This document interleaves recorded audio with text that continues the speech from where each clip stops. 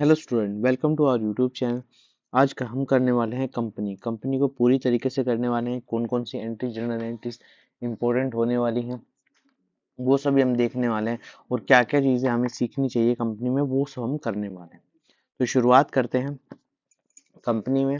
तो देखो, एक बात बताता हूँ। सबसे पहली चीज़ आती है issue of share.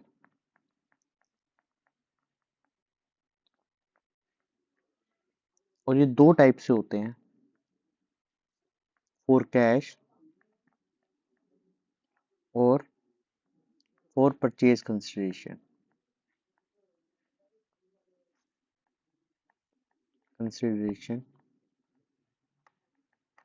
Other than.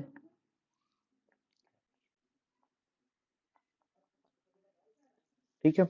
Issue of share या तो कैश में होगा या फिर कोई चीज परचेज की जाएगी, उसके बेस पर होंगे। ठीक है। अब इशू करते हैं। तो इशू जो होते हैं वो तीन टाइप से होते हैं। तीन टाइप से कैसे? नॉर्मल सब्सक्रिप्शन के फॉर्म में, कि कंपनी ने 10,000 शेयर मांगे थे और 10,000 शेयर ही क्या हो गए, अप्लाई हो गए। ठीक है।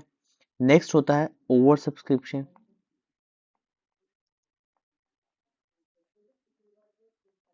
कंपनी ने 10,000 शेयर मांगे थे, मगर पब्लिक 12,000 शेयर इशू कर गई, 12,000 शेयर अप्लाई कर गए।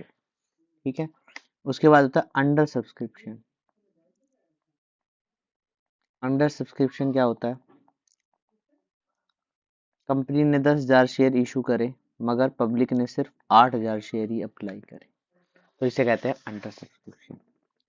इसमें तीन चीजें सबसे मेन होती हैं। Application, second allotment, third third और फोर्थ बन जाती है फर्स्ट कॉल और fourth second call and final call, इसे कहते हैं। काफी बार ये थर्ड पॉइंट पे ही खत्म हो जाती है, मगर ज्यादातर जो चांसेस होते हैं वो चार ही बना देते हैं। ठीक है। इतनी बात समझ आई। इशू ऑफ शेयर में फॉर कैश होता है, फॉर परचेज कंसिडरेशन होता है, नॉर्मल सब्सक्रिप्शन होता है, नॉर्मल सब्सक्रिप्शन के बाद ओवर सब्सक्रिप्शन होता है। ओवर सब्सक्रिप्शन वाले क्वेश्चन ज़्यादा आते हैं। उसके बाद अंडर सब्सक्रिप्शन होता है। और जो फॉर्म ऑफ इंस्टॉलमेंट है, कि कह सकते हैं कि पैसा जो आता है वो पहले एप्लीकेशन के फॉर्म में, फिर अलॉटमेंट के फॉर्म में, फिर फर्स्ट कॉल के फॉर्म में, और last second and final call के फॉर्म में आता है। ठीक है। इसके बाद नेक्स्ट चीज, और कैश में जो इशू होते हैं शेयर, वो कैसे होते हैं? वो एट पार हो सकते हैं। अब ये पार का मतलब क्या होता है, वो मैं आपको बताता हूँ। एट प्रीमियम हो सकते हैं। पार का मतलब 10 रुपए की चीज है और 10 रुपए में ही कंपनी इशू कर रही है। 10 रुपए की चीज है, मगर कंपनी 11, 12 और 13 रुपए में इशू कर रही है, तो उसे कहते हैं हम प्रीमियम। ठीक है। पहले डिस्काउंट आता था, अब डिस्काउंट नहीं आता, तो इसलिए सिर्फ इतनी ही चीज यहाँ पर होती है। ठीक है। नॉर्मल सब्सक्रिप्शन में कोई ग्राफ नहीं बनता। अभी ग्राफ क्या है मैं भी आपको बताता हूँ। ओवर सब्सक्रिप्शन में ग्राफ बनता है और अंडर सब्सक्रिप्शन में भी ग्राफ नहीं ही बनता। तो सिर्फ ओवर सब्सक्रिप्शन में ग्राफ बनता है। ग्राफ क्या बनता है, देखो किस तरीके से बनता है। इसमें कह सकते हैं कि ओवर सब्सक्रिप्शन में क्या फाइंड आउट होता है। ओवर सब्सक्रिप्शन में रिजेक्शन मनी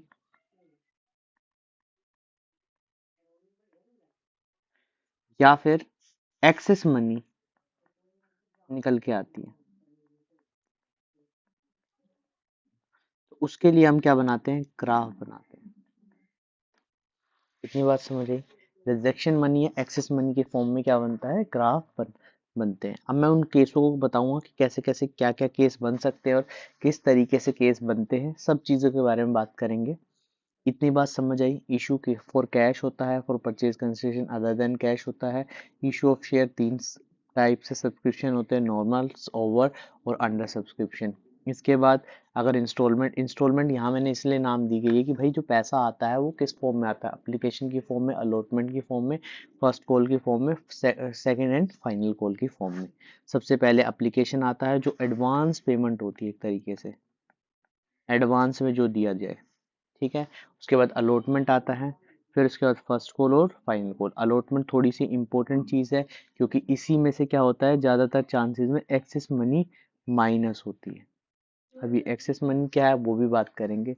और अलॉटमेंट और ओवर सब्सक्रिप्शन का एक मिक्सचर होता है जिसे हम प्रोराटा भी कहते हैं, वो भी हम आगे जाके सीखेंगे। तो सबसे पहले हम बात करते हैं ओवर सब्सक्रिप्शन के different different cases.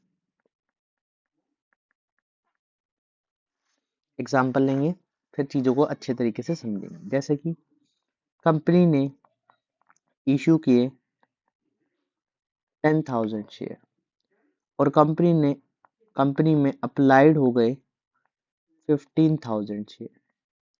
Face value का मतलब उसकी कीमत 10 रुपये थी, एप्लीकेशन मनी 3 रुपये की थी, ठीक है। अलॉटमेंट मनी जो थी वो 4 रुपये की थी। First call, first and final ही कर देते हैं, कोई ज़रूरत है नहीं वैसे ही। फर्स्ट एंड फाइनल की थी 3 रुपये की। इतनी बात समझ आई, ये चीज़ आप ध्यान रखना। अब देखो इनका कोई रोल नहीं है, सिर्फ इसका रोल है, इसको ध्यान रखना। और ये चीज़ ध्यान रखना, केस नंबर फर्स्ट कहता है कि भाई उन्होंने किस तरीके से चीज़ें की। तो यहाँ पर ग्राफ बनाना है, सबसे पहले ऊपर लिखना है अप्लाइड और नीचे लिखना, यहाँ पर लिखना है अलॉटेड। तो अप्लाइड कितने हुए 15,000, अलॉटेड कितने हुए 10,000। अब डिफरेंट डिफरेंट बातें कही हुई। पहले केस में बोला है कि भाई साहब जो 5,000 शेयर है ना वो रिजेक्ट कर दिए, वो रिजेक्ट कर दिए मतलब वापस कर दिया, उनको बोला भाई साहब ले जाओ अपने शेयर। 5,000 शेयर थे, इनको कुछ भी नहीं मिला, तो बाकी कितने बचे 10,000 शेयर। तो 10,000 वालों को कितने मिले 10,000। यहाँ पर ये 5,000 क्या आएगी रिजेक्टेड मनी, क्योंकि वापस कर दिया ना। रिजेक्टेड मनी का मतलब पैसे वापस कर दिए, एक्सेस मनी का मतलब जो पैसे है वो एडजस्ट कर दिए बाद में किसी अलॉटमेंट पे, ठीक है। मतलब अलॉटमेंट की मनी, देखो पैसा कैसे आता है, एक सिंपल सी बात है। अगर जैसे तुमने क्या किया, एक कार परचेज की, तो तुम कार परचेज करने जाते हो तो वहां पर कुछ एडवांस पेमेंट कर देते हो, फिर बाद में चीज़ों को इंस्टॉलमेंट में पेमेंट करते हो। तो यहाँ भी शेयर में भी इसी तरीके से होता है कि शेयर में कुछ पैसा पहले दे दिया जाता है, ठीक है, अप्लाई के समय पे, फिर उसके बाद सेकंड इंस्टॉलमेंट आती है, फिर उसके बाद थर्ड इंस्टॉलमेंट आती है। इस तरीके से चलता रहता है एक प्रोसेस, ठीक है। तो केस नंबर 1 समझ आ गया, एक्सेस मनी निकल के दी। अब यहाँ पर क्या मल्टीप्लाई करना है, 3 से मल्टीप्लाई करना। अब ये 3 क्या है, ये 3 है अप्लीकेशन मनी, ये 3 क्या है अप्लीकेशन मनी। तो यहाँ से निकल के आ जाएगा 15,000। तो ये मेरे क्या आएंगे रिजेक्शन मनी। इतनी बात समझ आएगी। अब केस नंबर सेकंड क्या कहता है, इसी में हम केस नंबर 1 करेंगे। ये अप्लाइड है, ये अलॉटेड है। अप्लाइड 15,000 है, अलॉटेड 10,000 है, ठीक है। सेकंड केस में बोला भाई साहब 15 के 15,000 शेयर थे, वो 10,000 वालों को दे दिए।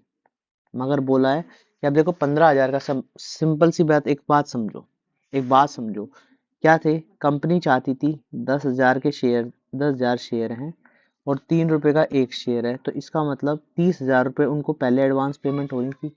मगर यहाँ पर जो पेमेंट हो गई 30, यहाँ पर 30 होनी थी, मगर यहाँ पर कितनी हो गई, यहाँ पर होगी 15 इंटू 3, 45,000 रुपये मिल गए उनको। तो ये 15,000 रुपये ज़्यादा है, ये 15,000 या तो रिजेक्ट कर दिए जाएंगे या कहा जाएगा कि भाई तुम अगली इंस्टॉलमेंट में जब दोगे ना पैसे उसमें से हम माइनस कर देंगे।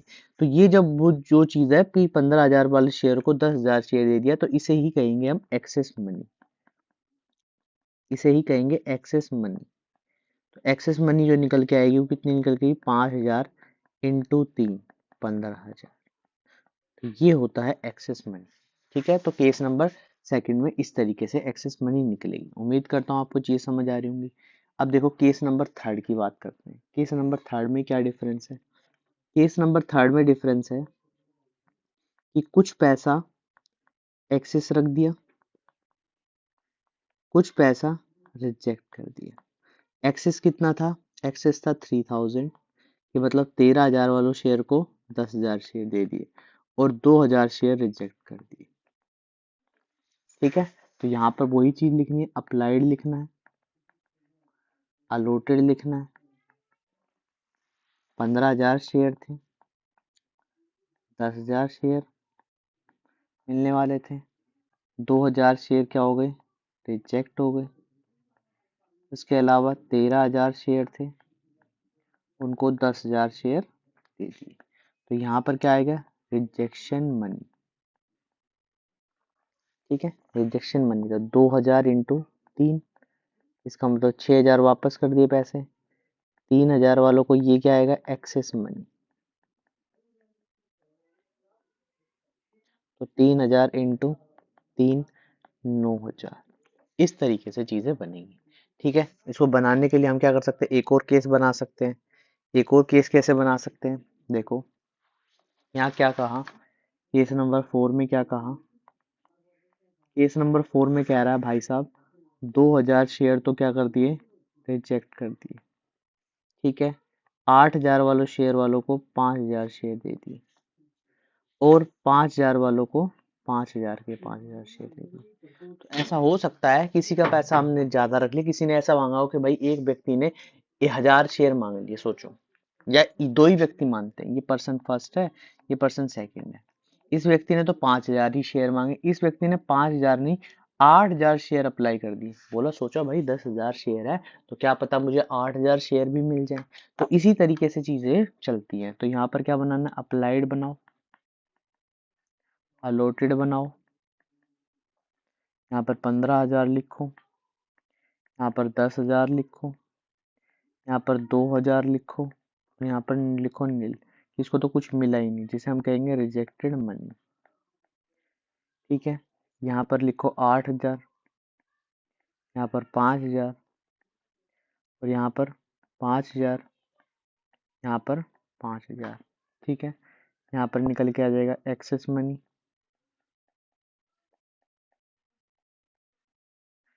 ठीक है, यहाँ पर कुछ भी नहीं, तो यहाँ पर 2,000 इंटू 3, 6,000, यहाँ पर 3,000 इंटू 3, 9,000।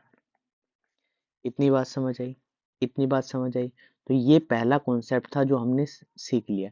तो सबसे पहला जो काम करना है, अगर ओवर सब्सक्रिप्शन बनता है तो ये जो केस कराए हैं मैंने, केस 1 2 3, इस तरीके से ग्राफ बना देना है। बन जाएगा ग्राफ। उम्मीद करता हूँ सबको समझ आ गया होगा। अब हम सीखते हैं कुछ जर्नल एंट्रीज। कुछ जर्नल एंट्री। अच्छा, जर्नल एंट्री किस पे सीखेंगे? कि जब शेयर इशू किए हैं एट पार पे, क्या किए हैं? पार पे इशू किए हैं। ठीक है, तो जर्नल एंट्री सीखते हैं कि कैसे जर्नल एंट्री बनती है। तो यहाँ पर लिखेंगे एंट्री नंबर 1। सबसे पहली जो एंट्री आएगी उसको क्या लिखेंगे?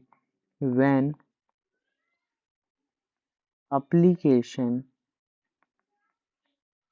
Money is received. कि एप्लीकेशन मनी रिसीव, सबसे पहले तो यही काम होता है कि भाई एप्लीकेशन मनी जो है वो रिसीव हो जाती है। तो उसकी एंट्री क्या होगी? उसकी एंट्री होगी बैंक अकाउंट डेबिट। यहाँ पर जर्नल एंट्री का पूरा फॉर्मेट बनाना है। मैं फॉर्मेट नहीं बना रहा क्योंकि मुझे ये लाइन लिखनी पड़ रही है साथ साथ में, ये वाली लाइन। तो इसलिए मैं यहाँ पर जर्नल एंट्री का पूरा फॉर्मेट नहीं बना रहा, पर अदरवाइज पूरा फॉर्मेट बनाओ प्रॉपर तरीके से और फिर क्वेश्चन को सॉल्व करो। यहाँ पर आएगा टू शेयर एप्लीकेशन। ठीक है, अब अमाउंट में तो कुछ लिखना होगा, अमाउंट में तो कुछ लिखना होगा। तो अमाउंट कैसे निकलेगा?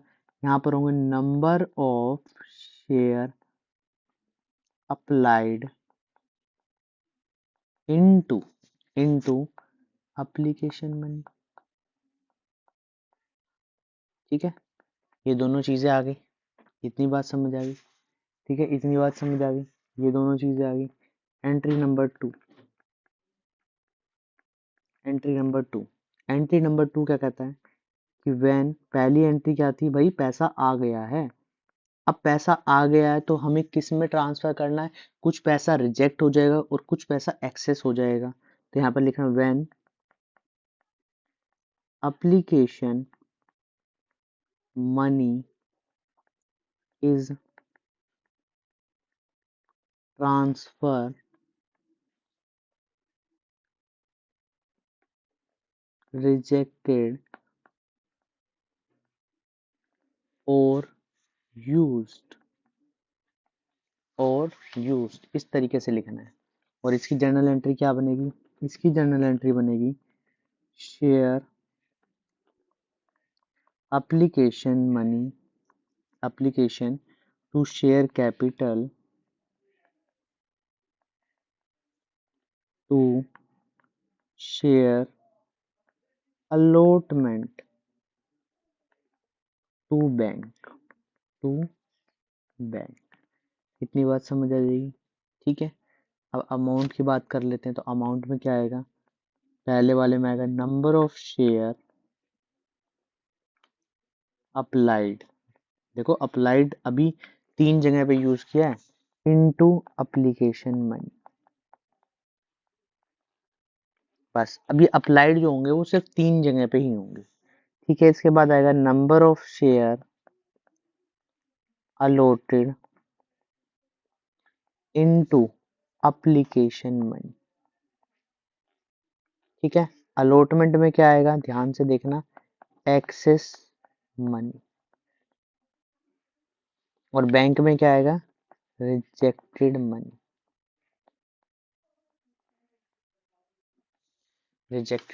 इस तरीके से जर्नल एंट्री हो जाएगी। अभी क्वेश्चन भी करेंगे यार, पहले सबसे पहले एक तरीके से ढंग से ये सीख लें सारी चीजें, फिर इसके बाद क्वेश्चंस पे भी आएंगे और अच्छे तरीके से क्वेश्चंस भी करेंगे, ठीक है।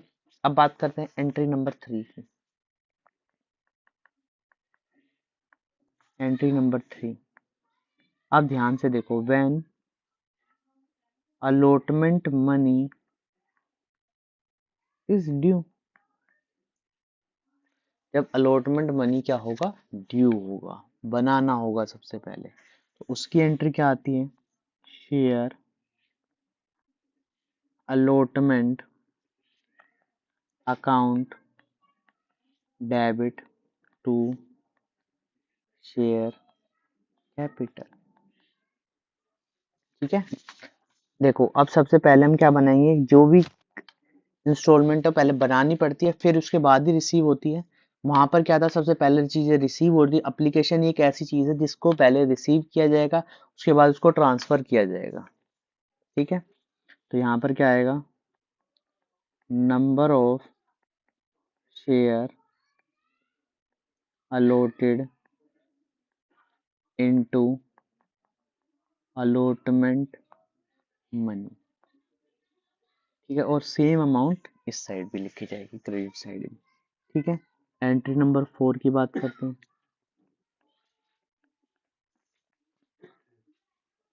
When allotment money is received। allotment money received हो जाए तो उसकी क्या एंट्री आनी चाहिए? इसकी एंट्री आनी चाहिए बैंक अकाउंट डेबिट। तो ध्यान रखना, जहां पे भी रिसीव्ड है वहां पर बैंक के नाम से एंट्री आएगी।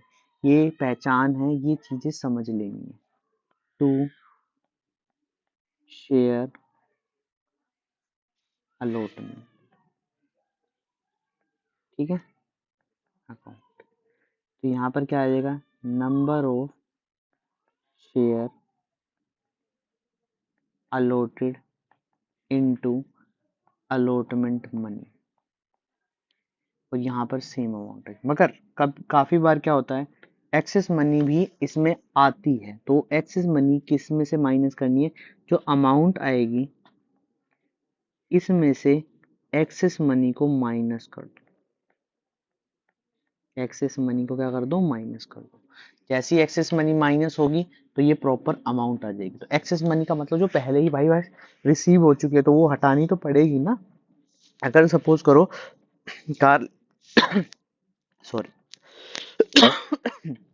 सॉरी तो कार लेने जाते हो तो वहां पर क्या होता है कि कुछ पैसा पहले ही एडवांस दे दिया तुमने, सोचो सेकंड इंस्टॉलमेंट का पैसा एडवांस दे दिया, तो वो माइनस हो जाएगा उसमें से, ठीक है। Entry number 5, entry number 5। Entry number 5, अब देखो अलॉटमेंट बन चुकी है। अब अलॉटमेंट के बाद क्या बनता है? अलॉटमेंट के बाद बनती है फर्स्ट कॉल। तो लिखो when first call money is due. देखिए प्रॉपर तरीके से, अच्छे तरीके से, बहुत सुंदर सुंदर तरीके से चीजें कराई जा रही हैं। तो आप ढंग से चीजों को देखें और चीजें करें। कंपनी में जो जो चीजें जरूरत हैं, जो जो फॉर्मेट जरूरत है, वो फॉर्मेट यहाँ पर बना दिए गए हैं। तो आप पहले, सबसे पहले ये सीखें और उसके बाद क्वेश्चन करें। सबसे पहले अगर ये, इसके अलावा आप क्वेश्चन करने चले जाओगे डायरेक्ट कि भाई क्वेश्चन ही जरूरी है, क्वेश्चन जरूरी नहीं है। अगर ये भी आते हैं तो इनके भी मार्क्स हैं। तो इसलिए सबसे पहले ये चीज देखो। तो यहाँ पर आएगी share first call to share capital. ठीक है। तो यहाँ पर क्या लिखा जाएगा? Number of share allotted. तो सिर्फ अप्लाइड जो शेयर हुए वही 3 जगह पे हुए, बाकी जगह पे अलॉटेड शेयर यूज हो रहे हैं। Into first call money. और सेम अमाउंट कहाँ पे आ जाएगी? यहाँ पर आ जाएगी। इतनी बात समझ आ गई? इतनी बात समझ आ गई? ये यहाँ पर लिख दिया। अब आता है एंट्री नंबर 6। एंट्री नंबर 6, अब क्या होगा भाई? अलॉटमेंट मनी बना दी है, अब क्या होगा? वो रिसीव होगी। अलो सॉरी, फर्स्ट कॉल मनी बना दी है तो फर्स्ट कॉल मनी रिसीव होगी। तो लिखो when first call money is received. First call money is received, तो फर्स्ट कॉल मनी क्या होगी? रिसीव्ड होगी। तो रिसीव्ड की एंट्री क्या आती है? बैंक से शुरू होती है। तो bank account debit, bank account debit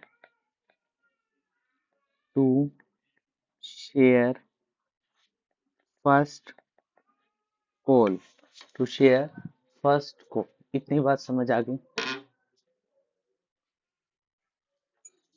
first call. ठीक है, इतनी बात समझ आ गई होगी। और यहाँ पर अमाउंट में क्या लिखी जाएगी ये ध्यान से देखो। पूरा प्रॉपर तरीके से फॉर्मेट बना लेना, ये बात ध्यान रखना कहीं फॉर्मेट नहीं बनाओ। अगर फॉर्मेट नहीं बना के जाओगे, ये जो एंट्री में लिख रहा हूँ, एंट्री में ये बीइंग में लिख देना।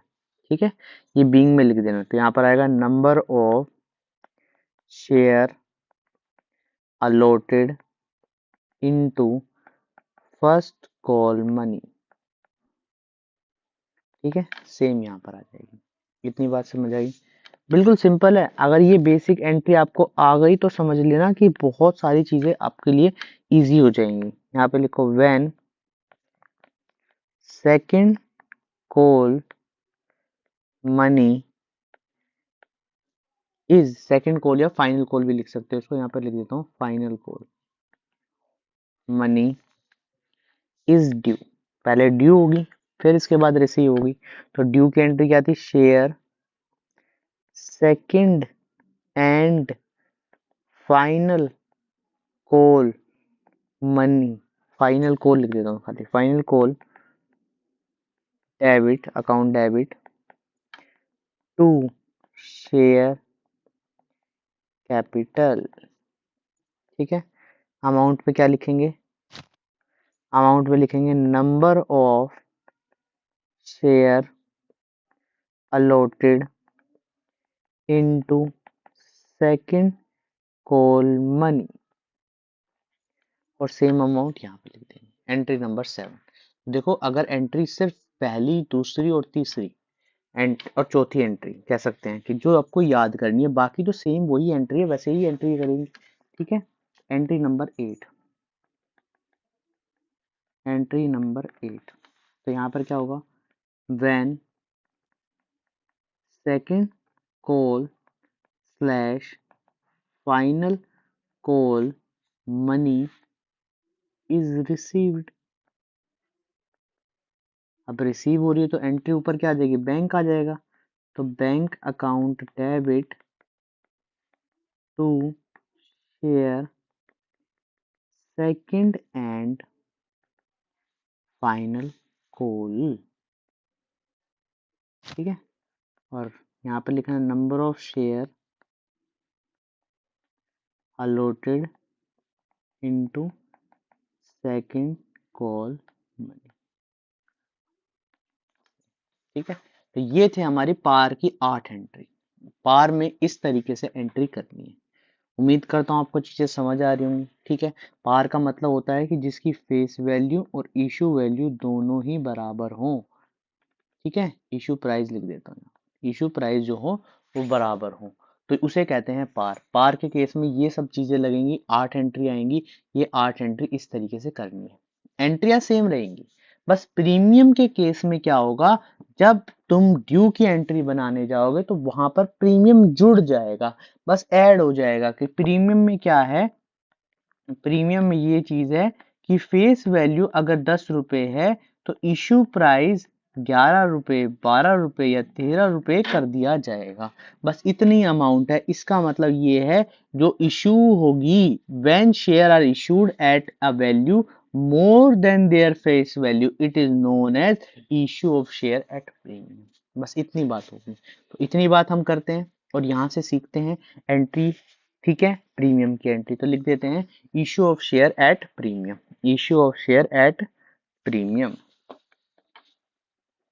यहाँ पर हेडिंग डालते हैं issue of share at premium. इसमें मोस्टली जो एंट्री है वो सेम है। ठीक है, बस जो ड्यू की एंट्री होगी ना, उस एंट्री में थोड़ा सा चेंज है। तो एक एक करके हम देखते हैं किस तरीके से कौन सी एंट्री में प्रीमियम ऐड होगा और किस में नहीं होगा। अगर मैं बात करूं एंट्री नंबर 1 की, तो हमारी जो एंट्री नंबर 1 थी वो क्या थी, जब लिखा जाए व्हेन प्रीमियम ऑन एप्लीकेशन। अगर प्रीमियम एप्लीकेशन पर है तो क्या बनेगी एंट्री, तो एंट्री तो सेम वही रहेगी, bank account debit to share application, share application.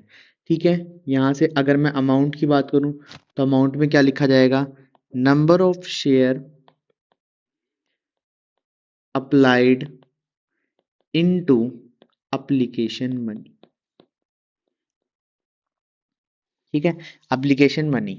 मगर जब हम सेकंड एंट्री की बात करेंगे तो ध्यान से समझना कि किस एंट्री में जो है वो प्रीमियम आएगा, वो आपको सीखना है। तो यहाँ पर जो एंट्री नंबर सेकंड थी, जो एंट्री नंबर सेकंड क्या होने वाली थी कि जब यहाँ पे लिखा जाता है ना कि when application money is transfer और रिजेक्टेड, लिख देता हूँ मैं, when application money is transfer and rejected. तो यहाँ पर जो अगली वाली जो अमाउंट आएगी, जो अगले वाली जो एंट्री होगी वो क्या होगी, नेक्स्ट जो एंट्री होगी वो कैसे होगी, वो एंट्री होगी share application to share capital to security premium. और अगर रिजेक्ट है कुछ तो बैंक के नाम से लिख देना है, और अगर एक्सेस है तो यहाँ पर शेयर अलॉटेड के नाम से लिख देना। ठीक है, अब यहाँ पर जो एंट्री बनेगी वो ध्यान से सुनना कि क्या क्या चीजें इसमें इंक्लूड होती है और किस में इंक्लूड नहीं होते। बस एक बात ध्यान रखना, यहाँ पर मैं स्टार लगा रहा हूं इसके आगे, इसके आगे शेयर कैपिटल के आगे। इसमें ये ध्यान रखना कि इसमें जो प्रीमियम की अमाउंट है ना, प्रीमियम अमाउंट जो होती है कहीं पर भी अगर शेयर कैपिटल दिख जाए तो वो नॉट इंक्लूड होती है, मतलब इसमें इंक्लूड नहीं होने वाली, इसमें इंक्लूड नहीं होने वाली।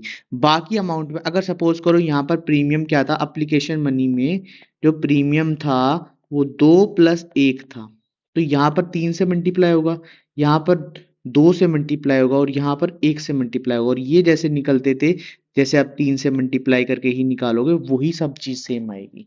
बस इतनी बात यहाँ पर समझाने की कोशिश की गई है कि यहाँ पर, और ये भी सेम एप्लीकेशन मनी तो 3 रुपए की होगी, मगर प्रीमियम इसमें इंक्लूड रहेगा, मगर इस शेयर कैपिटल में, यहाँ पर शेयर कैपिटल लिखा है, वहां पर प्रीमियम मनी इंक्लूड नहीं होती। ठीक है, तो इसका मतलब यहाँ पर जो अमाउंट आएगी वो कैसे आएगी, यहाँ पर लिखना है number of share applied into application money. ठीक है, अब जब सेकंड एंट्री आएगी ना, तो यहाँ पर लिखना है number of share applied,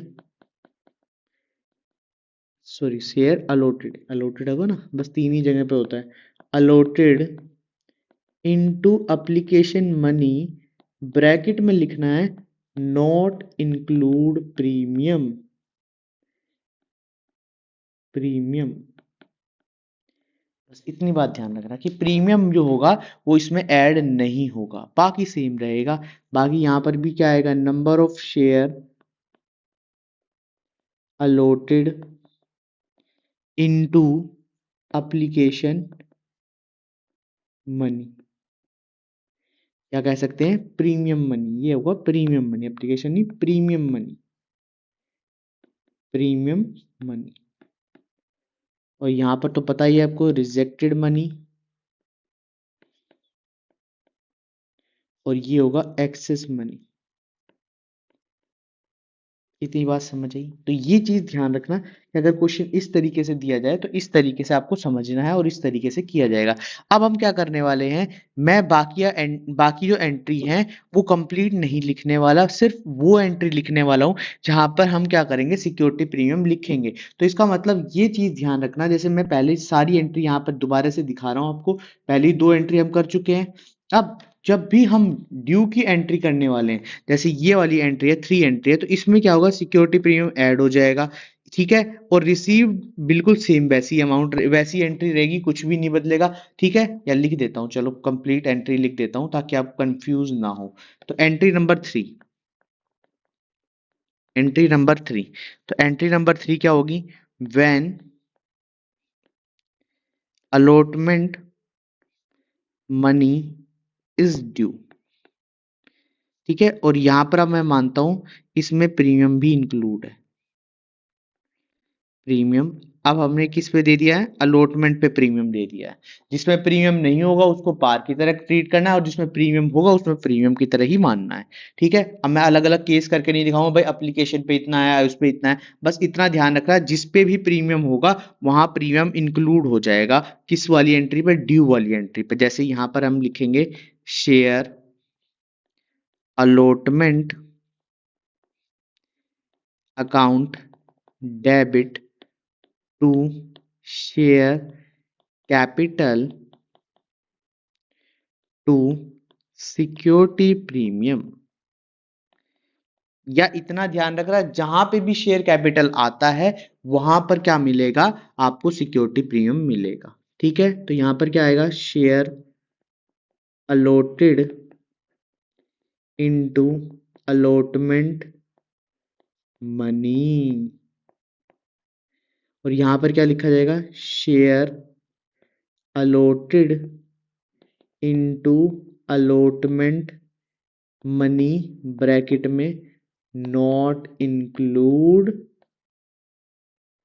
premium, और यहां पर क्या आ जाएगा, share allotted into premium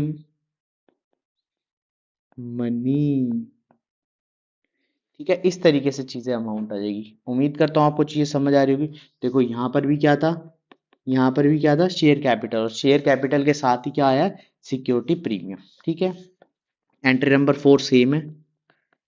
entry number 4 क्या थी, जो रिसीव्ड की एंट्री होनी थी वो क्या होगी, सेम हो जाएगी, bank account debit to share allotment. ठीक है, शेयर अलॉटमेंट, तो यहां पर भी सेम अमाउंट आ जाएगी, share allotted into allotment money. ठीक है, बस इसमें से एक चीज माइनस होती थी, क्या होती थी, यहाँ पे लिख देता हूँ, amount minus excess money, excess money, बस इतना होता था, बाकी सेम टू सेम रहता था, कुछ भी बदलने वाला नहीं। ठीक है, एंट्री नंबर 5 की बात करें, अगर एंट्री नंबर 5 प्रीमियम किस पे दे दिया जाए, फर्स्ट कॉल पे, प्रीमियम ऑन फर्स्ट कॉल, अगर फर्स्ट कॉल पे प्रीमियम होगा तो एंट्री क्या होगी, share first call account debit to share capital to security premium, बस ये एंट्री याद रख लेना, ये रख लेना याद। ठीक है, तो यहां पर क्या आएगा, share allotted into first call money, ठीक है, share allotted into first call money not include premium money, बस इतनी बात ध्यान रखना। ठीक है, तो यहाँ पर क्या आएगा, नेक्स्ट वाली जो एंट्री बनेगी वो क्या बनेगी, यहाँ पर बनेगा share allotted into premium money. ठीक है, सेम ही same to same, same entry second call के लिए भी, बस इतना एक्सप्लेन करने की जरूरत नहीं है। तो ऐसी एंट्री हो तो समझ जाना कि आपको क्या करना है, इसमें जो है सेम टू सेम एंट्री उस तरीके से करनी है। तो उम्मीद करता हूँ आपको चीजें समझ आ रही होगी। ठीक है, ये चीज समझ आ गई, तो ये चीज समझ आना कि अगर क्वेश्चन क्या है, ये चीज इस तरीके से दी जाएगी तो यहाँ पर ये चीज इस तरीके से करनी है। ठीक है, तो ये था हमारा प्रीमियम, ये था हमारा प्रीमियम अमाउंट, जो हमें इस तरीके से लिखा जाएगा, तो इस तरीके से सॉल्व करना है। अब बात करते हैं नेक्स्ट के बारे में, नेक्स्ट के बारे में जो होता है, अब नेक्स्ट टॉपिक जो हमारे सामने आएगा, प्रीमियम हमने सीख लिया है, सेकंड कॉल भी ऐसे ही होगी। ठीक है, इसके बाद सेम एंट्री होगी, मैंने एंट्री ज़्यादा नहीं, सिर्फ इसलिए समझाने के लिए ज़्यादा से ज़्यादा लिखी है ताकि आपको चीज़ें समझ आ जाए। अब देखो यहाँ पर सेम चीज़ अब हम करेंगे नेक्स्ट टॉपिक, जिसका नाम है कॉल्स इन एरियर। यहाँ पर है कॉल्स इन एरियर। अब ये समझ लेना कि भाई इसमें क्या है, तुम समझ रहे हो कि भाई एरियर आ गया, कॉल्स इन एरियर आ गया तो इसका मतलब कॉल पे एरियर होगा, कुछ नहीं। इसका मतलब होता है, सिंपल सा मतलब होता है कि जो पैसा अनपेड हो जाए, वो किसी पे भी हो सकता है एक्सेप्ट एप्लीकेशन। भाई एप्लीकेशन पे पैसा नहीं दिया स्टार्टिंग में तो कौन शेयर देगा। ठीक है, तो एप्लीकेशन पे पैसा नहीं हो, बाकी सब पे पैसा मिल जाए, एप्लीकेशन पे मिल जाएगा पैसा, बाकी सब पे नहीं मिलेगा, तब कोल्सिन एरिया क्रिएट होगा। अब कोल्सिन एरिया किस एंट्री में आने वाला है, तो कोल्सिन एरिया जो आने वाला है वो आने वाला है रिसीव्ड की एंट्री में। जब हम पैसा लेने जाएंगे तो वहां पर कोल्सिन एरिया बनेगा। सपोज करो एक एग्जांपल के, या मैं क्वेश्चन एंट्री सीधा समझाता हूँ। एंट्री नंबर 4, तो यहाँ पर 1, 2 और 3 एंट्री सेम होने वाली है, इतनी बात समझ आ गई।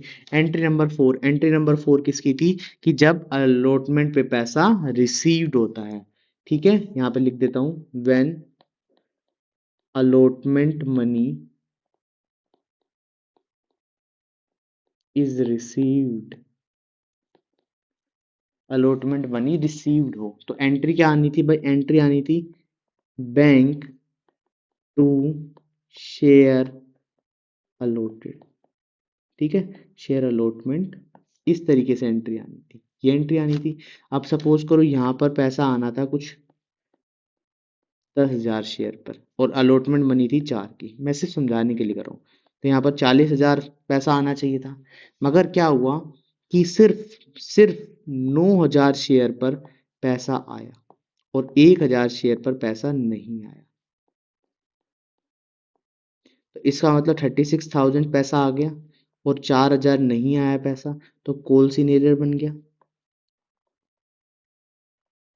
ये पैसा रिसीव्ड नहीं हुआ, तो यहाँ पर इस नाम को हम लिखेंगे कोलसिन एरियर। समझ आ गया कोलसिन एरियर? ठीक है, तो वही चीज आएगी, शेयर अलॉटेड, ठीक है, यहाँ पर ब्रैकेट में लिख दो पेड शेयर, ठीक है, या इस तरीके से लिख देते हैं। अमाउंट तो आपको सबको समझ आएगी, paid amount, paid amount, unpaid amount, और यहाँ पर total amount.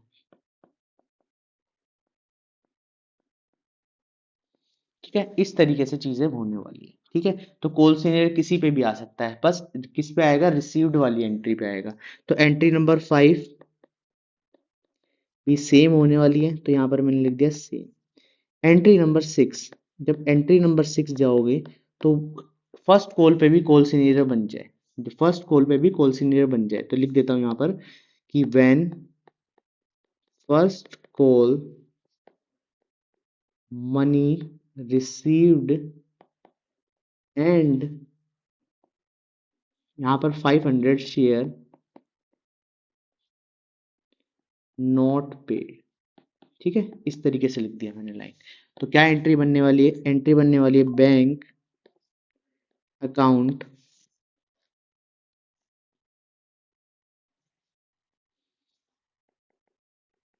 Debit calls in area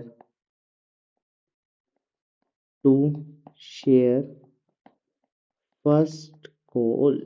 ठीक है, तो यहाँ पर भी क्या होगी, पेड अमाउंट, और कैसे निकालनी है वो मैंने आपको बताई हुई है, अनपेड और टोटल अमाउंट। कितनी बात समझ आई? तो ये चीजें इस तरीके से की जाएंगी, इस तरीके से की जाएंगी। समझ आ गया? ठीक है, तो सेम एंट्री समझ आ गया, अगर ये चीज समझ आ गया तो सेम सेकंड कॉल में भी की जाएगी, सेकेंड कॉल में भी की जाएगी। तो कॉल सिनेरियो का टॉपिक समझ आया कि भाई जब पैसा रिसीव्ड नहीं होता, अमाउंट रिसीव्ड नहीं होती, तो वहां पर क्या बन जाता है, कॉल सिन एरियर बन जाता है कि भाई इतना पैसा आना चाहिए था, इतना पैसा आना चाहिए था, मगर उसमें से कुछ शेयर, कुछ पैसा नहीं आया और कुछ पैसा रिसीव्ड हो गया। ठीक है, अभी हम फोर फीचर पे नहीं आए, हम कोल्सिन एरियर पे आए। अभी फोर फीचर पे आऊंगा तो वहां पे भी कोल्सिन एरियर बनता है, मगर सिर्फ समझने के लिए ही ये चीज समझाई जा रही है कि कैसे करना है, किस तरीके से करना है, और कहाँ पर कोल्सिन एरियर बनाना है, और किस तरीके से कोल्सिन एरियर बनाना है, ये चीज आपको समझ आनी चाहिए। ठीक है, अब बात करते हैं नेक्स्ट टॉपिक जिसका नाम है कॉल्स इन एडवांस। देखो ये इतना आता नहीं है टॉपिक, इतने क्वेश्चंस मिलेंगे नहीं। कॉल सिनेरियो तो 100% होगा, अगर कॉल सिनेरियो नहीं होगा तो भाई साहब शेयर कैसे कैंसिल करेंगे, कैंसिल नहीं हो पाएगा तो आगे काम नहीं हो पाएगा, तो वो चीज़ तो टॉपिक आने वाली है, मगर कॉल्स इन एडवांस इतना ज़्यादा आने वाला नहीं है। बस कॉल्स इन एडवांस का मतलब होता है कि एडवांस में पेमेंट कर दी, एडवांस में पेमेंट कर दिए, ठीक है, एडवांस में पेमेंट कर दिया, तो भाई ये भी तो पेमेंट के तो समय ही आएगा। इसका मतलब जब अमाउंट रिसीव्ड होगी उसी एंट्री में तो आने वाला है, तो इसका मतलब पहली एंट्री, दूसरी एंट्री और तीसरी एंट्री सेम रहने वाली है दोबारा से। जब एंट्री नंबर 4 आएगी, एंट्री नंबर 4 क्या आती है, when allotment money is received. ठीक है, और ध्यान से सुनो, और का मतलब होता है और advance payment of first call, first call. तो यहां से ध्यान से रखना कि ये फर्स्ट कॉल क्या होगा, फर्स्ट कॉल पे जो चीज है वो पहले ही एडवांस में पेमेंट हो रखी है।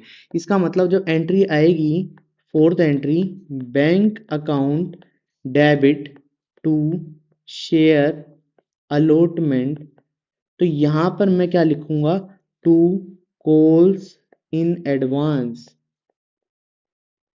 क्या लिख दूंगा, ठीक है, कॉल्स इन एडवांस ही लिखता हूँ। तो इस तरीके से चीजें आएंगी। सपोज करो 500 शेयर का पैसा एडवांस में आ गया और 3 रुपए की कॉल्स थी, ₹4 का यही मानते हैं, ₹4 के 10,000 शेयर थे। तो यहाँ पर जो शेयर बनेंगे तो यहाँ पर कैसे बनेगी, यहाँ 4,000 प्लस 10,000 प्लस 3 इंटू 500, तो इन सबको जोड़ूंगा दोनों अमाउंट को, तो यहाँ पर लिखा जाएगा। ठीक है, इस तरीके से आएगा। तो यहाँ लिख देता हूँ टोटल ऑफ क्रेडिट साइड। ठीक है, यहाँ पर वही share allotted into allotment money, और यहाँ पर क्या आएगा, share paid in advance into first. इस तरीके से बनाएगा। अब जब मैं सेकंड कॉल बनाने जाऊंगा, तो वहां पर इस चीज को माइनस कर दूंगा, इस चीज को हटा दूंगा, इस चीज को कम कर दूंगा। तो यहाँ पर जब, या तो देखो यहाँ तो ये मैं कॉल सिग्नेचर करके दिखा रहा हूँ, जरूरत नहीं है। जब मैं बैंक की एंट्री सेकंड में डालने जाऊंगा तो बैंक में जब शेयर थे 10,000, तो अब 9,500 से मल्टीप्लाई होंगे, 9,500 से मल्टीप्लाई होंगे। तो यहाँ पर जब मैं फर्स्ट कॉल की एंट्री करने जाऊंगा, ये फर्स्ट कॉल की, तो यहाँ पर ये 9,500 से लिखे जाएंगे। बस इतना करना है काम, इतना करना है, और ज़्यादा चांसेस होते भी नहीं कि आ जाए। तो बस इतना सा काम करना, बाकी सेम चीज़ रहेगी। ठीक है, तो ये चीज़ है, बाकी सेम एंट्रीज रहने वाली है। तो उम्मीद करता हूँ यहाँ तक चीजें समझ आ रही होंगी। ठीक है, अब इतनी चीज हो गई। अब इसके बाद क्या होता है, शेयर फॉरफीचर हो जाते हैं। शेयर क्या हो जाते हैं, फॉरफीचर। तो अभी तक हमने क्या क्या टॉपिक सीख लिए हैं, मैं थोड़ा सा रिवीजन कर देता हूँ, यहाँ से रिवीजन हो जाए आपका। तो देखो, पार वाली एंट्री हमने सीख ली है, प्रीमियम वाली एंट्री हमने सीख ली है। देखो हमने टॉपिक क्या क्या कवर कर लिए। सबसे पहली चीज क्या थी कि पार की एंट्री हमने कर ली है। सेकंड हमने क्या कर ली, प्रीमियम पे कर लिया इशू। ठीक है, उसके बाद हमने क्या किया, नेक्स्ट कॉल्स इन एरियर किया है। ठीक है, उसके बाद कॉल्स इन एडवांस भी सीख लिया हमने।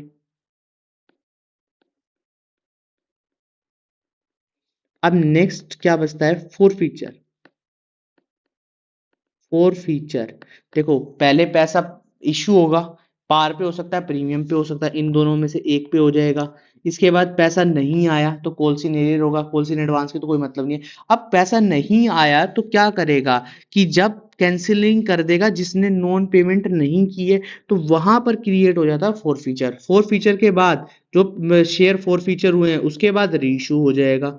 ठीक है, रीइशू के बाद कैपिटल रिजर्व में ट्रांसफर करना है, इतना काम हो जाएगा। तो ये सारी ट्रांजेक्शन थी जब इशू होता है कैश में। ठीक है, तो इस तरीके से हमें करना है। तो उम्मीद करता हूं आपको चीजें समझ आ रही होंगी यहाँ तक। तो हम अब स्टार्ट करते हैं फोर फीचर। बहुत प्यार से और बहुत ढंग से चीजें कराई जा रही हैं। अगर अच्छे तरीके से आप सीखोगे तो सारी चीजें आपको अच्छे तरीके से सिखाई जाएंगी। तो यहाँ पर आएगा four feature of share. Four feature of share, for feature of share. तो सबसे पहली क्या होती है, इसका मतलब होता है cancelling the share for non payment of calls due as final actions against the defaulter share holder. ठीक है, ये इसकी डेफिनेशन थी। अब जो एंट्री आएगी वो क्या आएगी, देखो एक कॉमन एंट्री होती है, एक कॉमन एंट्री होती है, कॉमन एंट्री होती है। क्या कॉमन एंट्री होती है, कॉमन एंट्री होती है कि भाई ये तो आपको याद रखनी है, share capital to share forfeiture to calls in advance, sorry calls in arrear, advance याद आ रहा है, कॉल्स इन एरियर। ठीक है, कॉल्स इन एरियर में क्या हो सकता है, शेयर अलॉटेड हो सकते हैं। ठीक है, शेयर अलॉटेड के साथ क्या क्या हो सकता है, फर्स्ट कॉल का पैसा नहीं आ सकता, सेकंड कॉल का पैसा नहीं आ सकता। तो ये कॉल सीनियर में लिखना है, वहां पर ये नाम मत लिख देना कॉल सीनियर। अगर नहीं आता भाई समझ तो कॉल सीनियर लिख देना, अदरवाइज ये नाम लिखने हैं। मैं ब्रैकेट में लिख के दिखा रहा हूँ, यहाँ पर लिखना है टू शेयर अलॉटेड या अलॉटमेंट, अलॉटेड नहीं है अलॉटमेंट। ठीक है, to share first call, to share second call. ठीक है, ये ब्रैकेट में है, ये चीज क्या है, ब्रैकेट में, बॉक्स में। ठीक है, तो मैं इसको थोड़ा सा नीचे लिख देता हूँ यहाँ से, in place of calls in arrear. ठीक है, ये डिजाइन बना दिया। तो इस समय इस तरीके से बॉक्स में चीजें आ जाएंगी। ठीक है, अब पार प्रीमियम पे होगा वो हम अलग से सीखते हैं। तो यहाँ पर क्या आएगा, यहाँ पर जो अमाउंट आएगी वो आएगी कोल्ड अप। कोल्ड अप का मतलब जितनी भी एंट्रीज बनी है फॉरफीचर होने से पहले उसे कहते हैं कोल्ड अप। यहाँ पर जो आएगा अमाउंट वो आएगा पेड अप। जैसे ये नहीं है, इन केस ये नहीं आया फर्स्ट कॉल की पैसा नहीं आया, तो बाकी सबका तो आ गया होगा, शेयर एप्लीकेशन का पैसा आ गया होगा। ठीक है, शेयर अलॉटमेंट का पैसा आ गया होगा, तो इन दोनों को जो अमाउंट होगी वो ऐड कर दी जाएगी। ठीक है, अभी क्वेश्चन भी करेंगे इससे। तो अनपेड अप, यहाँ पर क्या आएगा, जो अनपेड अप है। इतनी बात समझ आई। तो ये कॉमन एंट्री है जो आपको याद रखनी है। तो ये कॉमन एंट्री इस तरीके से चीजें सॉल्व की जाएगी। अब हम एक एक करके इनके केस की तरह समझते हैं कि भाई पार में होगा तो कैसे होगा। ठीक है, और प्रीमियम पे होगा तो कैसे होगा। ठीक है, दो ही केस है, पार प्रीमियम। डिस्काउंट होता था पहले, वो खत्म कर दिया है। तो पहला case number one, case number one में बोला है when share issued at par and now for feature. ठीक है भाई, इशू किए पार पे और आप फॉर फीचर कर रहे हैं, तो क्या एंट्री होनी चाहिए, तो एंट्री होगी शेयर। कॉमन एंट्री का मतलब होता है कि वो एंट्री जो हर समय पे सेम होने वाली है। ठीक है, share capital to share forfeiture to calls in arrear. ठीक है, तो वही सेम एंट्री आ गई जो हमें ऊपर याद करी थी, तो वो सेम एंट्री यहाँ पर भी याद कर लेंगे। तो यहाँ पर इसका मतलब आएगा कोल्ड अप, यहाँ पर इसका मतलब आएगा पेड अप, और यहाँ इसका मतलब आएगा अनपेड अप। ठीक है, इतनी बात समझ आएगी। तो ये आया केस नंबर वन। तो ये हो गया केस नंबर वन। तो केस नंबर वन इस तरीके से चीजें करनी है। ठीक है, अगली चीज क्या है, केस नंबर टू की बात करते हैं। तो यहाँ पर आया case number second. Case number second, case number second अब आता है। देखो, प्रीमियम दो प्रकार से हो सकते हैं, दो प्रकार से हो सकते हैं कि प्रीमियम का पैसा रिसीव हो गया। सपोज करो एप्लीकेशन और अलॉटमेंट का पैसा आ गया, अलॉटमेंट में प्रीमियम था और प्रीमियम तो रिसीव हो चुका है। ठीक है, तो दो केस बनते हैं। तो केस नंबर टू के अंदर दो केस बनेंगे। क्या क्या केस बनेंगे, फर्स्ट केस होगा, यहाँ पे पहले मैं लिख देता हूँ व्हेन, केस नंबर टू जो है यहाँ पर है when share issue at premium and now for feature. कि भाई इशू कर दिया प्रीमियम पे और अब उसको फॉर फीचर कर दिया। अब इसमें दो केस हो सकते हैं। एक केस बोलता है when premium money is received, कि प्रीमियम का पैसा रिसीव्ड हो चुका है। जब प्रीमियम का पैसा रिसीव हो चुका है तो हमें मतलब ही क्या रखना है, फिर तो यही कॉमन एंट्री होगी, यही कॉमन एंट्री होगी, तो यही उठा के यहाँ पे लिख देना है। तो यहाँ पर आएगा share capital account debit to share forfeiture to calls in arrear. तो यही एंट्री आ जाएगी। तो एंट्री आएगी कॉल्ड अप, पेड अप, और यहाँ पर अनपेड अप, ये एंट्री आ जाएगी। ठीक है, इतनी बात समझ आ गई। अब यहीं से बी केस भी बनता है। बी केस क्या कहता है भाई, बी केस कहता है कि व्हेन प्रीमियम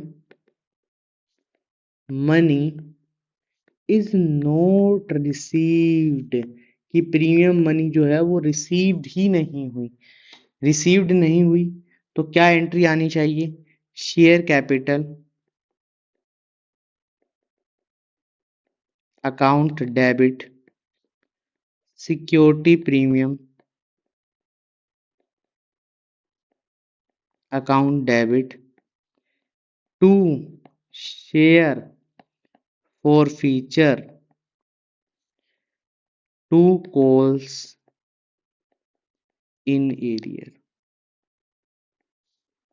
ठीक है, यहां तक चीजें समझ आई। तो इसमें क्या क्या चीजें बनेगी, यहां पर बनेगा called up but not include premium money. PM का मतलब प्रीमियम मनी, यहां पर क्या आएगा, प्रीमियम मनी। यहां पर क्या आएगा, पेड अप मनी। और यहां पर क्या आएगा, अनपेड अप मनी। बस इतना चीज करनी है। तो ये हमारा था जो बनता था, दो केस बनते थे किसके, फोर फीचर के। तो फोर फीचर के उसमें इस तरीके से क्वेश्चन करना है। उम्मीद करता हूं आपको चीजें समझ आ रही होगी। ठीक है, अब हम करेंगे रीइशू ऑफ शेयर। अब रीइशू भी एक शेयर है। ठीक है, रीइशू कैसे करने वाले हैं वो भी हम सीखने वाले हैं।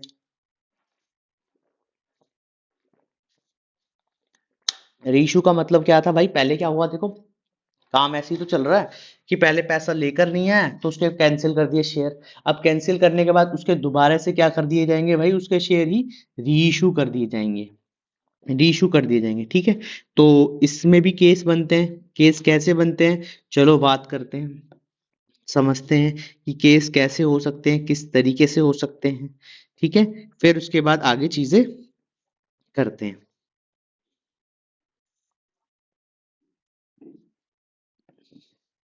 तो यहाँ पर क्या है, यहाँ पर हेडिंग डाल देते हैं, रीइशू ऑफ शेयर। तो सबसे पहले आता है केस नंबर 1, ध्यान से सुनना। When share issue at par premium and now reissued at par।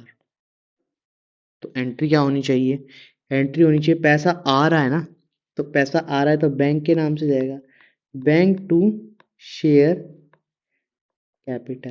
भाई जितना में पैसा था ना, ये पार की चीज थी, पार की या प्रीमियम की, इशू से कोई मतलब नहीं, पार पे इशू हुआ है। तो पार पे इशू हुआ है तो बस इतना काम ध्यान रखना, यहाँ पर फेस वैल्यू या कोल्ड अप वैल्यू होती है वो लिखनी है, और यहाँ पर री इशूड वैल्यू लिखने हैं। सपोज करो 10 रुपए की कोल्ड अप थी और 10 रुपए ही रिसीव हो गए, बस, या 10 रुपए फेस वैल्यू थी, 10 ही रिसीव हो गए। ठीक है, यहाँ पर ये चीज ध्यान रखना। ठीक है, इस तरीके से चीजें करनी है। केस नंबर 2, केस नंबर 2 क्या होता है, when share issued at par premium and now reissued at premium। भाई साहब फायदा हो गया कि 10 की चीज 11 में बिक गई, 10 की चीज 11 में बिक गई, तो फायदा हो गया। फायदा हो गया तो कैसे लिखा जाएगा, प्रीमियम के नाम से लिखा जाएगा। तो यहाँ पर लिखूंगा bank account debit to share capital to security premium, security premium. इतनी बात समझ आई। तो यहां पर क्या आएगा, री इशू प्राइस या री इशू वैल्यू लिख लेना। ठीक है, यहां पर क्या आएगा, कोल्ड अप या फेस वैल्यू, और यहां पर क्या आएगा, अमाउंट ऑफ प्रीमियम। ठीक है, अब ये तो केस ठीक ठाक थे, हमें समझ आ गए। मगर एक केस क्या होता है, एक केस में क्या होता है कि भाई क्या हो जाता है कि कई बार जो अमाउंट है ना वो डिस्काउंट के तौर पे रीइशू हो जाती है। मतलब 10 की चीज पे सिर्फ 8 रुपए ही मिल रहे हैं, तो मैंने उसको डिस्काउंट के नाम पे दे दिया। वैसे इशू जो होते हैं वो पार प्रीमियम पे, तो मगर उसको डिस्काउंट का नाम दे दिया। तो यहां पर लिखा जाएगा case number 3, when share issued at par premium and now reissued at discount. ये डिस्काउंट डाल दिया क्या, कोई डिस्काउंट पे होता नहीं, मगर यहाँ कहने का मतलब है सिर्फ ये चीज समझाने के लिए दिया है कि बैंक शेयर फॉर फीचर, अभी अमाउंट बताता हूँ, टू शेयर कैपिटल, कि भाई 10 रुपए की चीज थी, 8 रुपए मिल गए, तो 2 रुपए नहीं मिले, तो इस नाम से यहाँ पे चीज डाली गई है। तो यहाँ पर वही आएगी रीइश्यूड वैल्यू या रीइश्यूड प्राइस। यहाँ पे लिखूंगा लॉस ऑन रीइश्यू, और यहाँ पर क्या आएगा, फेस वैल्यू और कोल्ड अप। बस इतना काम करना। ये आगे केस 1 2 3, ये 1 2 3, ठीक है। इसके अलावा कोई और नई केस नहीं बनाना कि भाई और केस बन जाएंगे कि डिस्काउंट पे डिस्काउंट कुछ आ जाएगा, ऐसा कुछ नहीं होने वाला, ठीक है, ऐसा कुछ भी नहीं होने वाला, ठीक है। अब इसके बाद हम क्या करते हैं, इस अमाउंट को हम किस में ट्रांसफर करते हैं, हम ट्रांसफर करते हैं सीआर में। शेयर फॉर फीचर की अमाउंट को लिखते हैं when share for feature amount transfer in capital reserve, capital reserve, ठीक है। तो एंट्री क्या आती है, एंट्री आती है शेयर, इसको हम रेड पेन से लिखते हैं यहाँ पर, share forfeiture to capital reserve. अब ये जो अमाउंट आती है ना, इसको कैलकुलेट करना होता है, तो इसके लिए मैंने एक फॉर्मूला बनाया है, अपना ही फॉर्मूला है, ठीक है। यहाँ पे लिख देते हैं कैपिटल रिजर्व, ठीक है। टीचर्स अलग अलग तरीके से लिखवाएंगे, तो ये मत समझना कि पता नहीं कहाँ से अटपटा फॉर्मूला निकाल दिया। तो यहाँ पर जो अमाउंट होती है वो कुछ इस तरीके से होती है, number of share, number of share reissued into credit amount of share for feature, ठीक है। क्रेडिट कहाँ पे आता है, ये आपको समझ आता है कि हम शेयर फॉर फीचर में क्रेडिट लिखते हैं शेयर फॉर फीचर को। यहाँ पर आएगा number of share for feature minus debit amount of share for feature, ठीक है। सिर्फ एक केस में आता है वो जो हमने डिस्काउंट बनाया है, यहाँ पर ये वाली अमाउंट यहाँ पर आता है, बाकी जगह कहीं पर नहीं आता। तो ये हो जाते हैं केस इस तरीके से हमारे, ठीक है। तो हमने क्या क्या चीजें पढ़ ली हैं कैश में, ये चीज पढ़ चुके, ये वाली चीज भी कंप्लीट कर चुके, ठीक है। इसके बाद calls in advance for feature और रीशू और सीआर, ठीक है। मगर इसमें एक वर्ड नाम आता है प्रोराटा, प्रोराटा जो क्वेश्चन बना के सबसे पहले वही निकालता है। तो हम यहाँ पर क्वेश्चन तो नहीं करने वाले, मगर सिर्फ इतना पता होना चाहिए कि प्रोराटा किस क्वेश्चन में लगता है, किस चीज में लगता है, कैसे प्रोराटा लगता है और किस तरीके से प्रोराटा लगता है। तो देखो प्रोराटा कैसे बनता है, मैं थोड़ा सा उसको समझाने वाला हूँ, ठीक है। समझाने वाला हूँ, थोड़ा सा समझना कि प्रोराटा कैसे लगता है और किस तरीके से यहाँ पर लगाया जाता है। यहाँ पर हेडिंग डालते हैं प्रोराटा। प्रोराटा के दो कंडीशन है, दो कंडीशन है, कंडीशन 1, कंडीशन 2। कंडीशन ये बोला गया है कि प्रोराटा हमेशा ओवर सब्सक्रिप्शन पर लगता है, मतलब क्वेश्चन में ओवर सब्सक्रिप्शन होना चाहिए, पहली कंडीशन ये है। सेकंड कंडीशन भी बोली गई है कि प्रोराटा जो लगता है वो हमेशा हमेशा सेकंड इंस्टॉलमेंट, सेकंड इंस्टॉलमेंट, या मैं नाम दे दूं कि शेयर 19% क्वेश्चन में शेयर अलॉटमेंट जो होता है उस दूसरे नंबर पे होता है। काफी बार क्या कर देते हैं, शेयर एप्लीकेशन और अलॉटमेंट एक साथ दे देते हैं, एक साथ दे देते हैं, और इस तरीके से फिर चीजें सेकंड पे फर्स्ट कॉल बन जाता है। तो मैंने यहाँ सेकंड इंस्टॉलमेंट डाल दी, शेयर अलॉटमेंट का पैसा नहीं आए, शेयर अलॉटमेंट का पैसा नहीं आए, यहाँ मैं लिख दूं अनपेड। तब लगता है प्रोराटा, तब लगता है प्रोराटा। तो जब हमने ग्राफ बनाया था ना, वहीं से कैलकुलेट करना है। हमें क्या करना है, सबसे पहला स्टेप क्या होगा, नोट पेड निकालना होगा। क्या करना होगा, नोट पेड निकालना होगा। और नोट पेड कैसे निकलता है, नोट पेड का फॉर्मूला ये होता है, अलॉटमेंट मनी इज ड्यू, कि जितने पैसे पे अलॉटमेंट मनी बनने वाली है वो लिखो। सपोज करो यहाँ पर कि भाई 1000 शेयर, यहाँ पे लिखा हुआ 1200, 1200 अप्लाइड थे और 1000 शेयर थे, इन पे पैसा नहीं है। तो अलॉटमेंट मनी कैसे मिलती है, 1000 इंटू, यहाँ पर अप्लीकेशन मान लेता हूँ 3 रुपए से, अलॉटमेंट मान लेता हूँ 4 रुपए से, तो 4 से मल्टीप्लाई किया मैंने, तो यहाँ पर ये आ गया 4000 रुपये। अब 200 रुपये इसमें एक्सेस है, तो इसका मतलब 600 रुपये इसमें से पहले ही जा आ चुके हैं, तो 600 रुपये इसमें से माइनस है। तो इसका मतलब नोट पेड जो होगा, जो उस व्यक्ति ने नहीं दिया, वो कितना पैसा नहीं दिया, 3400 नहीं दिया। तो सबसे पहला स्टेप यही करना है कि नोट पेड निकालो। स्टेप सेकंड, एंट्री करो सेम जैसे करते थे, 8 एंट्री होगी या 6 एंट्री होगी, जो भी क्वेश्चन में दी गई है। स्टेप थर्ड क्या करते हैं, फोर फीचर में शेयर अलॉटमेंट में डायरेक्ट अमाउंट में ये 3400 रुपये लिखने हैं।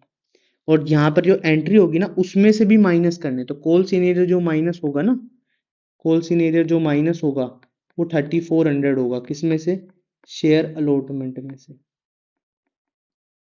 ठीक है, इसके बाद स्टेप नंबर 4 रीइशू होगा, और स्टेप नंबर 5 क्या होगा, कैपिटल रिजर्व निकलेगा। ये सारे स्टेप्स होते हैं प्रोराटा के। समझ आ गया, ठीक है, ये प्रोराटा था, जहां से हमें चीजें सारी की सारी कंप्लीट समझ आ गई होगी। ठीक है, इस तरीके से प्रोराटा करना है, इस तरीके से हो जाएगा। ये हो गया प्रोराटा। अब प्रोराटा खत्म हो गया, तो इसके बाद हम क्या करते हैं, प्रोराटा होने के बाद अब अपने नेक्स्ट टॉपिक पर आते हैं, जिसका नाम क्या था, क्या नाम था, परचेज कंसिडरेशन। जिसका नाम क्या था, issue of share for purchase consideration. अभी तक हमने सिर्फ और सिर्फ क्या किया है, कैश में इश्यू हुआ है तो उसके सारे के सारे स्टेप्स सीख लिए हैं कि किस तरीके से होते हैं, और बड़े अच्छे तरीके से और बड़े प्यारे तरीके से चीजें सीखी हैं। तो ये सारी की सारी अगर वीडियो आप कंप्लीट देखते हैं तो आपको सारी चीजें कवर हो जाएंगी, कोई भी ऐसी चीज यहाँ से नहीं बचेगी। ठीक है, इतनी बात समझ आ गई। अब नेक्स्ट के बारे में बात करते हैं, नेक्स्ट के बारे में बात करते हैं, और यहाँ पर हेडिंग डालते हैं, purchase consideration other than cash, other than cash. बस ये हेडिंग आपको अच्छे तरीके से आनी चाहिए। चलो अब बात करते हैं यहाँ से कैसे कैसे चीजें बनती है और किस तरीके से चीजें होती हैं। ठीक है, सबसे पहली चीज, सबसे पहली चीज, सबसे पहली जो एंट्री होती है वो होती है इसमें, when assets are purchased from vendor। कोई असेट्स खरीद ली किसी वेंडर से, ठीक है, असेट्स खरीद ली किसी वेंडर से, तो एंट्री क्या होनी थी, एंट्री होनी है assets account debit to vendor, to vendor. ठीक है, टू वेंडर। तो यहां पर क्या आएगा, अमाउंट ऑफ एसेट्स, ठीक है, और यहाँ पर फिर वही सेम जो अमाउंट परचेज कंसिडरेशन में दिया जाएगा, या मैं इसको लिख देता हूँ परचेज कंसिडरेशन। अच्छा, देखो कितनी सिंपल सी एंट्री लगी है ना, कितनी सिंपल एंट्री और कितनी सोबर एंट्री थी, मगर काफी बार इसमें ना थोड़ा सा चेंज हो जाता है, थोड़ा सा चेंज हो जाता है। यहाँ पर क्या चेंज होता है, मैं लिख देता हूँ यहाँ पर, when assets and liability both are purchased, both are purchased, कि लाइबिलिटी और असेट्स दोनों के दोनों परचेज हो जाए, तो यहाँ एंट्री क्या आती है, assets account debit goodwill account debit to vendor to liabilities to capital reserve, इस तरीके से बन जाती है। अच्छा, ये दोनों चीजें जो होंगी ना, ये डिफरेंस होगा, ये सेम एंट्री तो बस इतनी होगी, assets account debit to vendor to liability. मगर काफी बार क्या हो जाता है, लायबिलिटी और असेट्स की अमाउंट ज्यादा हो सकती है, ज्यादा हो सकती है, तो इसीलिए मैंने यहाँ पर ये दोनों चीजें ऐड की हैं। तो इसमें क्या क्या चीजें होती हैं, यहाँ पर होगा अमाउंट ऑफ असेट्स, ठीक है, यहाँ पर जितने में चीज परचेज की होगी भाई, जितने का वादा किया होगा उसको परचेज कंसिडरेशन के तौर पे लिखा हुआ है यहाँ पर, ठीक है। और यहाँ पर आएगा अमाउंट ऑफ लायबिलिटी, ये आ गया। मगर अब क्या है, दो चीज और है, दो चीज और है, क्या है, difference of debit and credit. यहाँ पर क्या है, difference of debit and credit.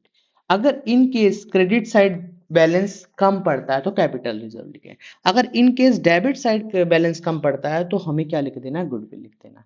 बस इतनी बात ध्यान रख लेना, ठीक है, इतनी बात ध्यान रख लेना, ये चीज यहां तक चीजें समझ आ जाएंगी,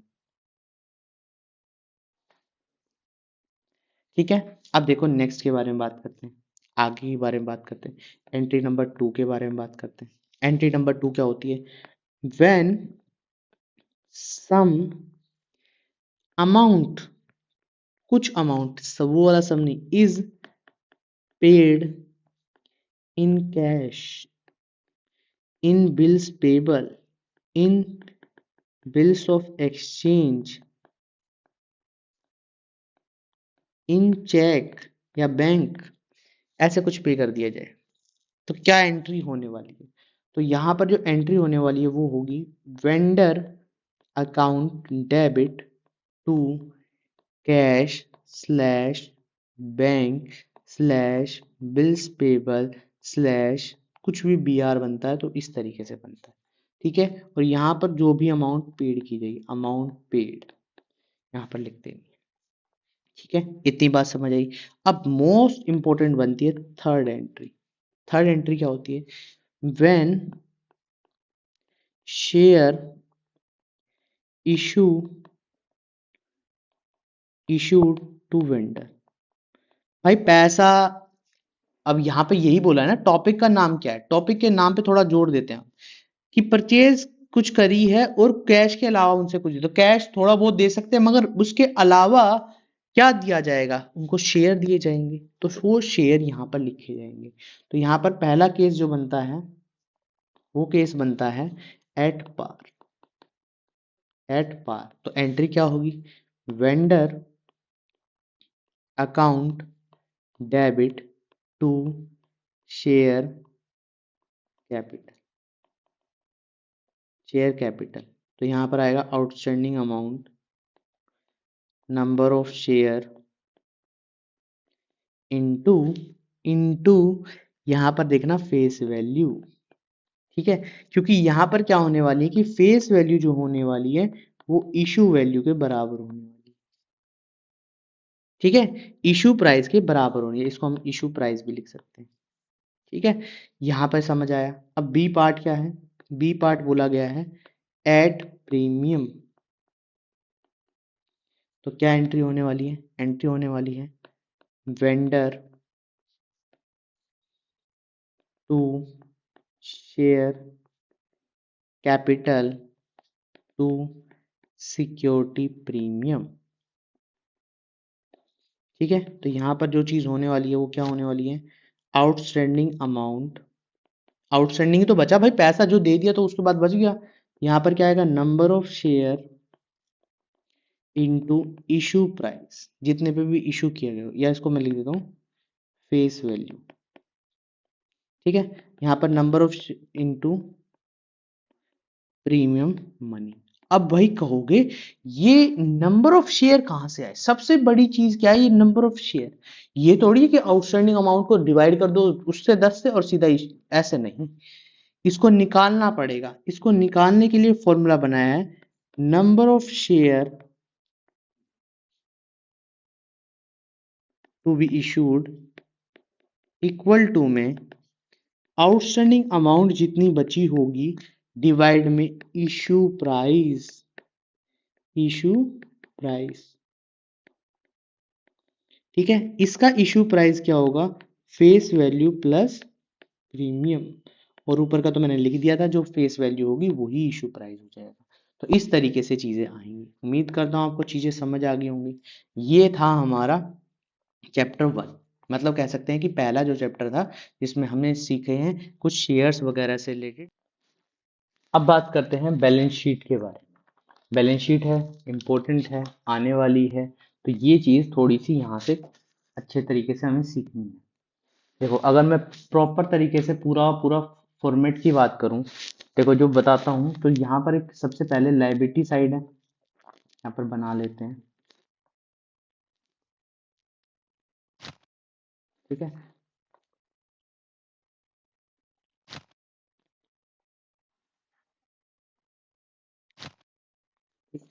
तो यहाँ पर हम नाम लिखते हैं बैलेंस शीट,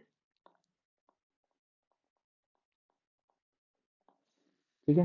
तो यहाँ से शुरुआत होती है लायबिलिटी साइड की, पहले ऊपर लायबिलिटीज लिखते हैं, यहाँ अमाउंट है। तो इसमें सबसे पहले क्या आता है, शेयर होल्डर, इसमें आते हैं share capital,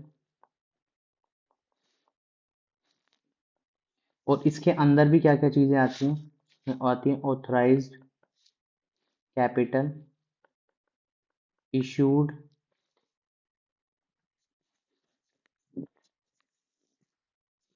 share capital, subscribe share capital, ठीक है, hold up and paid up. उसके बाद इसमें से माइनस होता है कॉल्स इन एरियर, और इसमें प्लस हो जाता है हमारा शेयर फॉर फ्यूचर। इसके बाद नेक्स्ट जो हेडिंग होती है वो रिजर्व एंड सरप्लस की होती है, ठीक है, रिजर्व एंड सरप्लस की। तो उसमें क्या क्या चीजें आती हैं, capital reserve and security premium,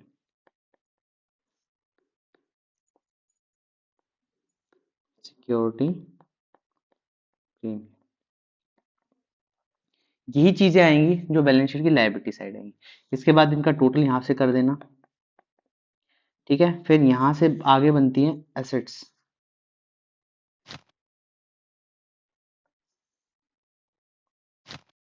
ठीक है, एसेट साइड।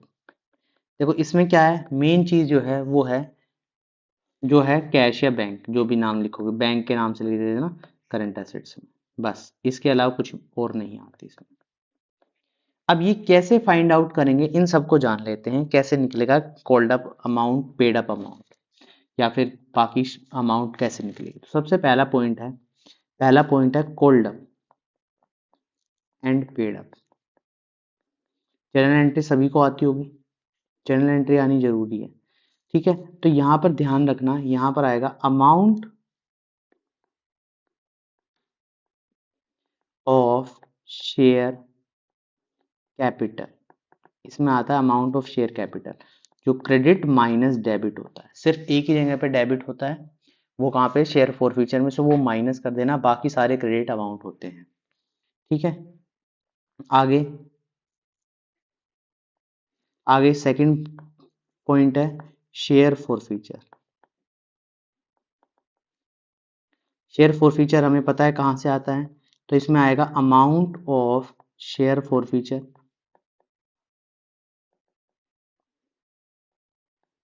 जो कि credit minus debit amount, credit minus debit amount. Third, security premium की बात करते हैं,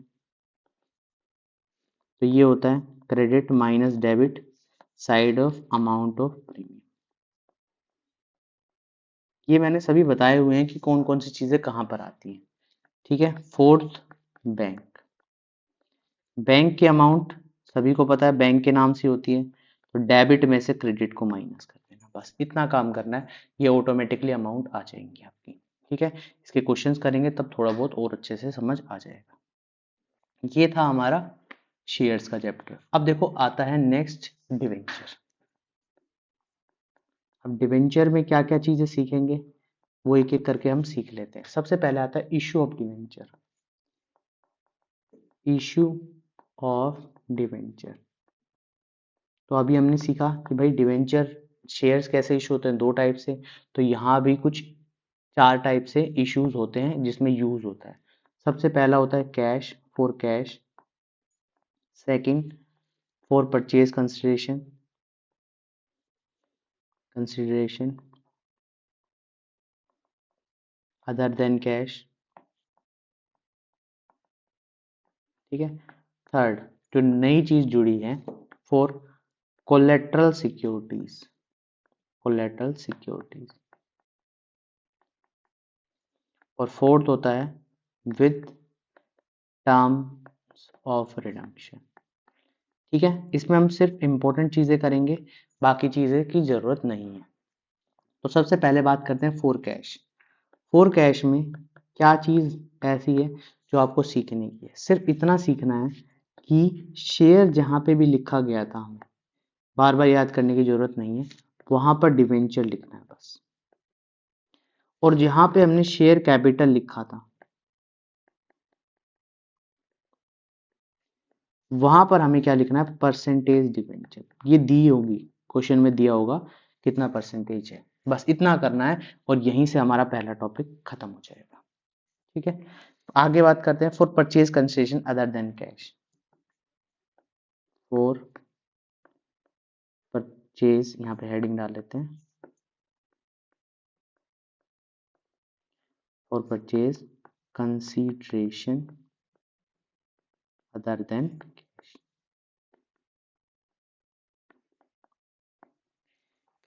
तो इसमें सबसे पहली जो एंट्री आती है, देखो एंट्री सेम है, अगर आपको वहां पे आता है यहाँ भी वही काम करना है, मगर ये इसलिए कराया जाता है क्योंकि ये ज्यादा से ज्यादा एग्जाम में यही आता है, शेयर से ना कि यहाँ से क्वेश्चन दे दिया जाता है, तो इसलिए ये चीज बताई गई है। तो यहाँ पर आएगा when assets are purchase, assets are purchase, तो एंट्री क्या होगी अभी हमने सीखी है, assets account debit to vendor. ठीक है। और दूसरी एंट्री क्या होती है? दूसरी एंट्री क्या होती है? Assets goodwill to vendor to liability to capital reserve. ठीक है। ये चीज आती है, तो इसमें क्या होता है, यहाँ पे डाल देता हूँ amount of assets.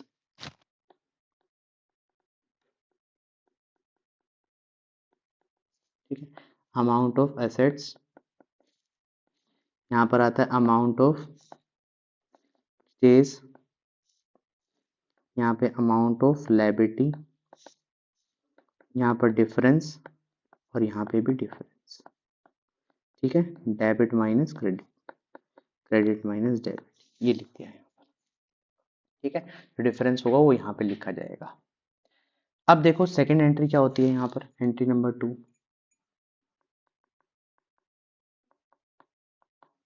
Entry number 2,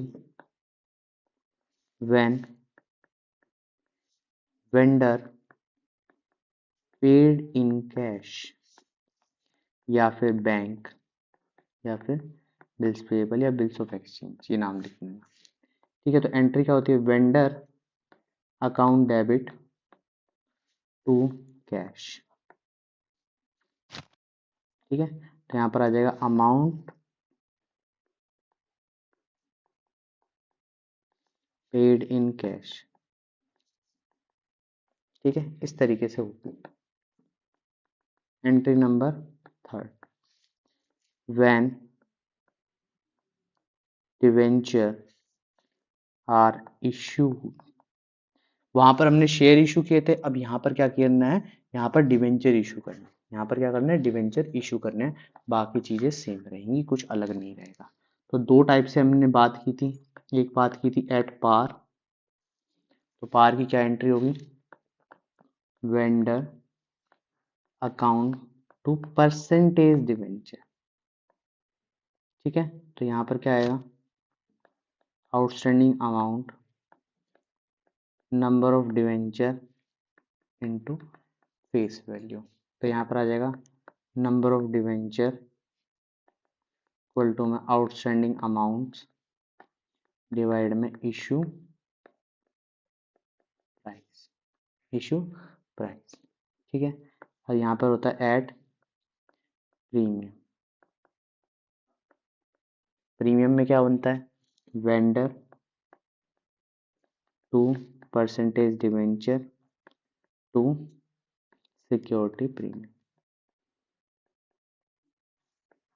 ठीक है, तो अमाउंट में क्या आएगा, आउटस्टैंडिंग अमाउंट, जो बच गई amount, number of debenture into face value, number of debenture into premium value. ठीक है, फॉर्मूला यही रहेगा, number of debenture equal to में आउटस्टैंडिंग अमाउंट बटे में इशू प्राइस। ठीक है, ये था हमारा कॉन्सेप्ट जो था अदर देन कैश वाला। अब आते हैं नेक्स्ट पे, फॉर कोलेटरल सिक्योरिटी। ठीक है, कोलेटरल सिक्योरिटी का किस लिए यूज होता है कि देखो, जब यहाँ पे लिख देता हूँ हेडिंग डाल के, issue of debenture as collateral security.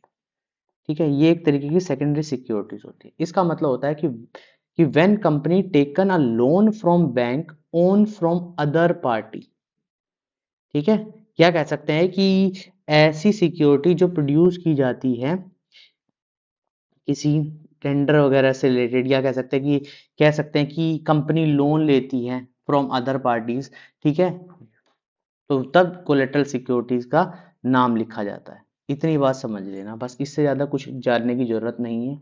बस इतना है कि ये कहाँ पर आता है, अगर लिखना है तो लिख लो, it means when company taken a loan from bank on from other party then the company may have issue debenture as a collateral security. ये होता है, मतलब लिखना है तो लिख लो, अदरवाइज इतना टॉपिक आता नहीं है, फेमस है नहीं, मगर कभी कभी ये आ जाता है सरप्राइज के लिए, इसलिए यहाँ पर कराया जा रहा है। तो पहली चीज क्या होती है, एग्जाम्पल के तौर पे यहाँ पे लेंगे, for taking loan from bank. ठीक है, तो यहाँ पर आ जाएगा bank account debit to bank loan. इस नाम से लिखना है, जैसे सपोज करो 10 लाख का लिया, 10 लाख 10 लाख, इस तरीके से लिखते हैं। इसके बाद बनती है बैलेंस शीट।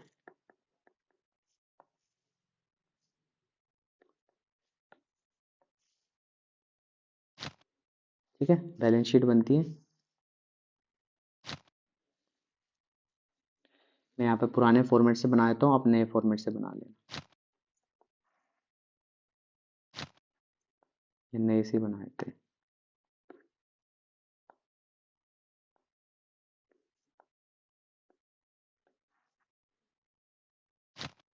ठीक है, तो यहाँ पर क्या आएगा,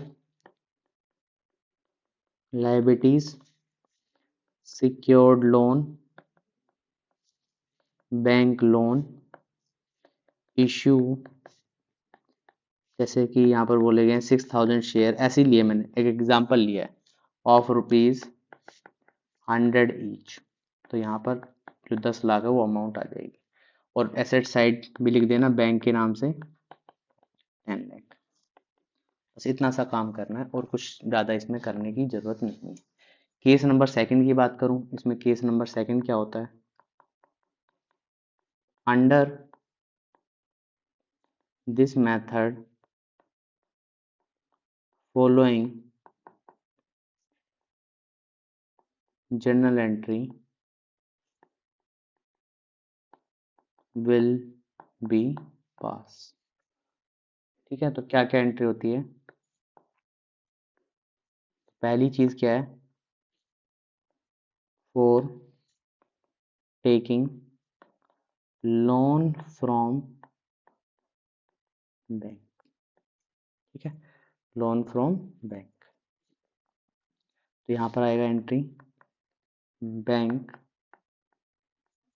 to bank loan 10 lakh 10 lakh. Second entry जो बनती है इसकी वो बनती है issue of debenture as collateral security. तो यहाँ पर आ जाएगा debenture suspense to percentage debenture. तो 6 लाख से बनी थी, जो इसमें शेयर दिए थे, यहाँ पे देखा ना 6000 शेयर्स मैंने लिखे थे 100 ईच के, तो इस तरीके से बनने वाली है। चलो ये तो था बेसिक टॉपिक। अब जो मेन टॉपिक आता है जिससे क्वेश्चन भर भर के आ रहे हैं वो अब हम करने वाले हैं, जिसको हम कहते हैं डिवेंचर इशूड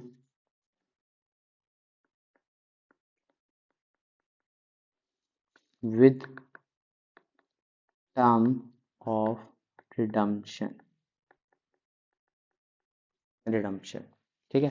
तो यहाँ पर भर भर के आ रहे हैं तो इसका नाम क्या दे सकते हैं, इशू दो चीजों पे होते हैं, तीन चीजों पे होते हैं, पार, प्रीमियम और डिस्काउंट, ठीक है। वहां पर हमने डिस्काउंट की एंट्री नहीं की क्योंकि वो आती ज्यादा है नहीं, तो इसलिए करने की जरूरत नहीं है। अगर आ भी जाएगी तो मैं इसमें सिखा दूंगा, ठीक है, वही सेम चीज है, कुछ अलग नहीं है। पार में भी दो केस हैं रीडिंग के, पार, प्रीमियम। यहाँ पे भी दो केस है, पार, प्रीमियम, और यहाँ पे भी दो केस है, पार और प्रीमियम, ठीक है। तो यहाँ पर अब ध्यान से देखो, तो केस नंबर 1 क्या कहता है, ध्यान से सुनना। एंट्री वही है सेम, सिर्फ थोड़ी सी बदली है मैंने। यहाँ पे लिखना है when debenture issued at par and redeem at par, कि जब इशू भी पार पे हो और प्रीमियम रिडीम भी पार पे हो तो क्या होगी एंट्री। एंट्री नंबर 1, एंट्री आएगी bank account debit to debenture application account, ठीक है। तो यहां पर आ जाएगा इशू प्राइस, इशू प्राइस, ठीक है। एंट्री नंबर 2, तो यहां पर आ जाएगा debenture application to percentage debenture, और यहाँ पे आ जाएगा इशू प्राइस और फेस वैल्यू, ठीक है। इशू प्राइस समझ आ गया क्योंकि इसमें इशू प्राइस और फेस वैल्यू दोनों ही सेम होती है, ठीक है। अब केस नंबर 1 का सेकंड पार्ट, ये फर्स्ट पार्ट था जब इशू पार पे हो रिडीम भी पार पे हो, मगर अब इशू पार पे और रिडीम प्रीमियम पे। देखो यहाँ से 6 केस बनेंगे, पार की चीज पे पार पे और प्रीमियम पे होगा, यहाँ पार है यहाँ पे भी पार और प्रीमियम पे होगा, ठीक है। तो यहाँ पे लिख देते हैं when debenture issued at par and redeem at premium, ठीक है। तो एंट्री क्या बनने वाली है, एंट्री 1 जो होने वाली है वो होने वाली है bank account debit to debenture application, और यहाँ पर वही इशू प्राइस और फेस वैल्यू, ठीक है। और इसमें पता है इशू प्राइस और फेस वैल्यू क्या है, सेम है। एंट्री नंबर 2, इसमें आएगी debenture application loss on issue of debenture to percentage debenture to premium on redemption on debenture, ठीक है। तो यहाँ पर क्या आएगा, इशू प्राइस आएगा यहाँ पर, प्रीमियम ऑन रिडम्पशन आएगा, यहाँ पर फेस वैल्यू आएगी और यहाँ पर भी ये देखो दोनों अमाउंट सेम आने वाली है, ये दोनों अमाउंट सेम आने वाली है, इतनी बात ध्यान रखना, ये दोनों अमाउंट ये वाली और ये वाली सेम आने वाली है। तो इसलिए कंफ्यूजन मत रखना, कभी भी क्वेश्चन आए तो आंख बंद करके अगर एक की वैल्यू निकाले दूसरी भी वहीं से निकल जाएगी। ठीक है, इतनी बात समझ आ गई होगी। इसीलिए हम करते हैं केस नंबर सेकंड का first part. When debenture issue at premium and redeem at par। ये ध्यान रखते हुए कि भाई रिडीम भी किस पे हुए हैं, अब की बार पार पे, मगर इशू किस पे हुए हैं, प्रीमियम पे इशू हुए हैं। तो एंट्री नंबर 1 क्या होने वाली, एंट्री नंबर 1 तो सेम है, bank account debit to debenture application. बस यहाँ पर थोड़ा चेंज हो जाएगा, इशू प्राइस में थोड़ा सा बदलाव हो जाएगा। इशू प्राइस जो हो जाएगा वो फेस वैल्यू में क्या जुड़ जाएगा, प्रीमियम अमाउंट जुड़ जाएगी। बस इतनी सी चीज चेंज होने वाली है। एंट्री नंबर 2 के बारे में बात करते हैं, तो यहाँ पर आएगा debenture application to percentage debenture to security premium. ठीक है, तो यहाँ से ये चीज बदलने वाली है। यहाँ पर आ जाएगा issue price, face value, premium. ठीक है, प्रीमियम वैल्यू, इतनी बात समझ आ गई। ये था हमारा केस नंबर फर्स्ट।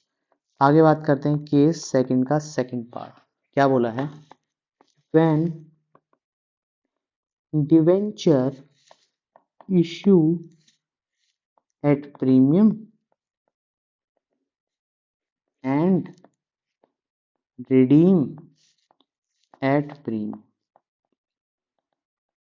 ठीक है, इशू प्रीमियम पे हुए और रिडीम भी प्रीमियम पे हुए। तो एंट्री नंबर 1 क्या कहती है, bank account debit to debenture application. तो यहाँ पर आ जाएगा इशू प्राइस, और इशू प्राइस क्या होने वाला है पता ही है ना, प्रीमियम मनी ऐड हो जाएगी। ये थी एंट्री नंबर 1। इसमें एंट्री नंबर 2 क्या कहती है, एंट्री नंबर 2 कहती है debenture application loss on issue of debenture to percentage debenture to premium on redemption to security premium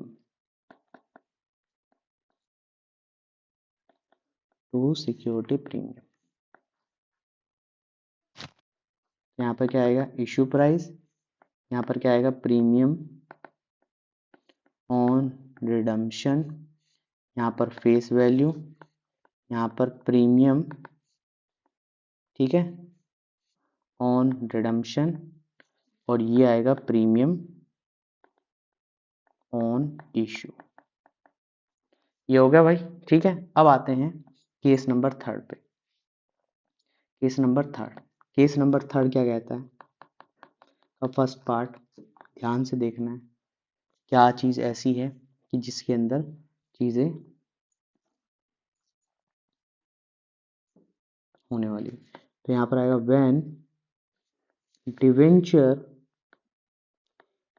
issue at discount and redeem at par. तो एंट्री क्या आएगी, entry number 1 bank account debit to debenture application. यहाँ पर आ जाएगा issue price, face value minus discount. तो यहाँ पर आएगा इशू प्राइस। इशू प्राइस का मतलब समझ लेना भाई साहब, जो शेयर अलॉट किए होंगे उसको ही मल्टीप्लाई करना है, अप्लाइड किए होंगे वो ही मल्टीप्लाई होंगे, सेम चीज है, कुछ अलग नहीं है। ठीक है। एंट्री नंबर 2, तो एंट्री नंबर 2 क्या आएगी? Debenture application discount on issue to percentage debenture. ठीक है। तो यहाँ पर फेस वैल्यू, यहाँ पर डिस्काउंट, और यहाँ पर क्या आएगी, सॉरी यहाँ पर इशू प्राइस, यहाँ पर इशू प्राइस है और यहाँ पर फेस वैल्यू। बस इतनी चीज समझ आ जाएगी। अब करते हैं केस नंबर 3 का second part. When debenture issued at discount and redeemed at premium। तो एंट्री क्या आने वाली है? एंट्री नंबर 1, एंट्री नंबर 1 आने वाली है बैंक टू डिवेंचर एप्लीकेशन। ठीक है। तो यहाँ पर आ जाएगा इशू प्राइस, और इशू प्राइस सभी को पता है, फेस वैल्यू में से डिस्काउंट माइनस हुआ है।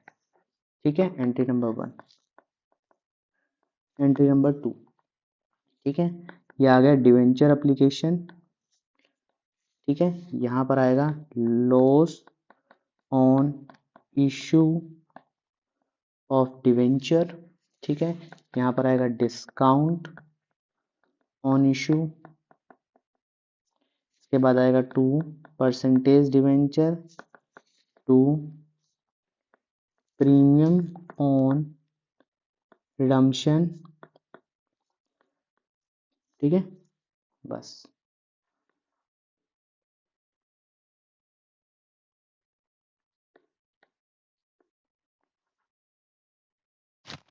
ठीक है। तो यहाँ पर क्या आएगा? इशू प्राइस, यहाँ पर डिस्काउंट, यहाँ पर प्रीमियम ऑन रिडम्पशन, यहाँ पर फेस वैल्यू, और यहाँ पर प्रीमियम ऑन रिडम्पशन। ठीक है। तो प्रीमियम ऑन रिडम्पशन, इस तरीके से चीज़ें होने वाली है। तो उम्मीद करता हूँ आपको चीज़ें समझ आ गई होंगी। ठीक है। तो ये हमारे क्वेश्चंस थे, ये हमारे मेथड्स थे। ठीक है। यही इंपॉर्टेंट मेथड्स हैं। कोशिश की है कि सभी चीज़ें कंप्लीट कर दी जाए, सब चीज़ें इसमें सिखा दी जाए, तो ये सब चीज़ें आपको मिल जाएंगी। तो हमने यहाँ से ये 4 टॉपिक थे और यही इंपॉर्टेंट है टॉपिक, बाकी कोई और टॉपिक इंपॉर्टेंट नहीं है। तो आप इतना भी करके जाते हैं तो आपके पूरे 100% मार्क्स आ जाएंगे। अब ध्यान से सुनो, हमने क्या किया है, मैंने पार्ट 1 भी कंप्लीट करा दिया है, आज 2 भी हो गया और 3 भी पहले ही कंप्लीट करा दी थी। तो तीनों वॉल्यूम हमारी तरफ से कंप्लीट हो चुकी है। उम्मीद करता हूँ आप जाके देखेंगे। देखिए वॉल्यूम, सबसे पहली चीज़, अगर आप ये चीज़ देख के जाते हैं ना, जो मैंने अभी ये नोट्स कराए हैं, अगर ये चीज़ भी देख के जाते हो फिर उसके बाद क्वेश्चंस करते हैं तो आपके लिए बहुत ईजी होगा। इसलिए मैंने थोड़ा समय से पहले ही ये चीज़ें करा दी हैं। ये चीज़ आप जाके देखें, सबसे पहले ये चीज़ देखें, फिर उसके बाद क्वेश्चन करें, आपको बहुत ईजी आ जाए, बहुत ईजिली चीज़ें समझ आ जाएंगी। ठीक है। तो आज इतना ही बात करते हैं। उम्मीद करता हूँ आपको चीज़ें समझ आई होंगी, और चीज़ें समझ आई तो चैनल को क्या करना है, लाइक करना है, शेयर करना है और सब्सक्राइब करना है, भूलना नहीं है। लाइक शेयर सब्सक्राइब जरूर करके जाना है। ठीक है। तो आज के लिए इतना ही करते हैं। धन्यवाद।